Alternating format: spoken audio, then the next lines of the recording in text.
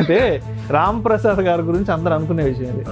రామ్ ప్రసాద్ గారు పెద్ద పెద్ద వాళ్ళకి పనికొచ్చే విషయాలు చెప్తారు, పెద్ద పెద్ద నెంబర్లే చెప్తాడు. ఈయన చిన్న చిన్న వాళ్ళకి, చిన్న చిన్న వ్యాపారాలు చేసుకునే వాళ్ళకి, అలాంటి వాళ్ళకి రామ్ ప్రసాద్ గారు ఏం చెప్పరు అంటుంటారు కదా. ఇప్పుడు వరకు ఎన్పిఎస్ అంటే 18 years నిన్న వాళ్ళు పెట్టుకున్నది ఎన్పిఎస్. మళ్ళీ కొత్తగా దానికి వాత్సల్య యాడ్ చేసి చిన్న వాళ్ళు కూడా పెట్టచ్చు, 0 age నుంచి ఇప్పుడే పుట్టిన పిల్లలకు కూడా అంటున్నారు. దాన్నే అలో చేస్తే అయిపోయింది కదా. మళ్ళీ వాస్తల్య ఎందుకు, లేని వాస్తల్య అని వాస్తల్య ఎందుకు చెప్పాలి? అసలు ఒక పిల్లోడి జీవిత కాలంలో అతని జీవితంలో ఉన్న డిఫరెంట్ స్టేజెస్ ఉంటాయి కదా, డిఫరెంట్ ఫేజెస్ ఆఫ్ లైఫ్లో ఏది మోస్ట్ ఇంపార్టెంట్?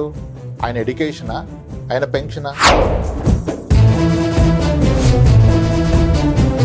ఇటువంటి స్కీమ్స్లో లోయర్ ఇన్కమ్ వాళ్ళు పెట్టడమే తప్పు సార్.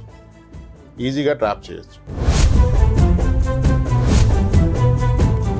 అంటే ఎమోషన్ బాగుంటుంది, ఇది ఫంటాస్టిక్ సూపర్, ప్రతి ఒక్కళ్ళు డిసిప్లిన్ వస్తుంది. నువ్వు ఇన్వెస్ట్ చేస్తే వాడికి ఎందుకు వస్తుంది డిసిప్లిన్? నా బాధ ఏంటి, ఎమోషన్లో పెట్టేస్తాం, మన అవసరానికి పనికిరాంది ఆస్తి ఎలా అవుతుంది?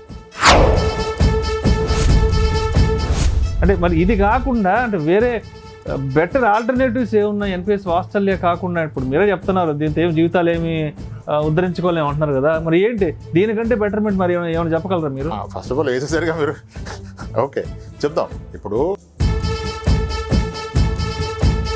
దీనికి అద్భుతమైన సొల్యూషన్ ఏంటంటే చెప్పాల్సి వస్తుంది, మీరు అడిగారు కాబట్టి.